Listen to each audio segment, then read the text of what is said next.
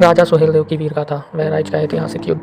नमस्कार प्रिय दर्शकों, आप सभी का स्वागत है हमारे YouTube चैनल पर। आज हम आपके लिए लेकर आए हैं भारत के एक ऐसे महान योद्धा राजा की वीर गाथा जिनका नाम इतिहास के पन्नों से मिटाने की कोशिश की गई है, लेकिन जनमानस की स्मृतियों से कभी नहीं मिटाया जा सका। यह कहानी है अवध, पूर्वांचल और तराई क्षेत्र के पराक्रमी राजा राजा सुहेलदेव की।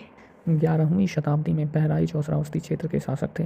ऐतिहासिक मान्यताओं के अनुसार उनका शासनकाल लगभग 1027 ईस्वी से 1077 ईस्वी के बीच माना जाता है। वे केवल एक राजा नहीं थे, बल्कि धर्म, संस्कृति और मातृभूमि की रक्षा करने वाले एक वीर योद्धा थे। उसी कालखंड में भारत पर आक्रमण कर रहे थे महमूद गजनवी और उसके सेनापति गजनवी का भतीजा सलार गाजी मसूद, जो कि उसका सेनापति भी था, एक क्रूर और आक्रामक सेनापति माना जाता था। कहा जाता है कि सोमनाथ मंदिर पर आक्रमण के बाद गाजी मसूद उत्तर भारत की ओर बढ़ा और अंततः बहराइच क्षेत्र तक पहुंचा। यह वही समय था जब राजा सुहेलदेव ने इतिहास की दिशा बदल दी। उन्होंने अकेले नहीं बल्कि आसपास के 17 राजाओं को एकजुट किया और संगठित होकर युद्ध की रणनीति बनाई। यह युद्ध कोई साधारण युद्ध नहीं था, बल्कि गौरिल्ला युद्ध नीति पर आधारित था। किंवदंतियों और लोक इतिहास के अनुसार सलार गाजी मसूद की विशाल सेना बहराइच के चित्तौरा झील क्षेत्र में पराजित हुई। कहा जाता है कि युद्ध में आक्रमणकारी सेना को निर्णायक हार मिली। जो सैनिक भागने की कोशिश कर रहे थे वे झील और जंगल में ही समाप्त कर दिए गए।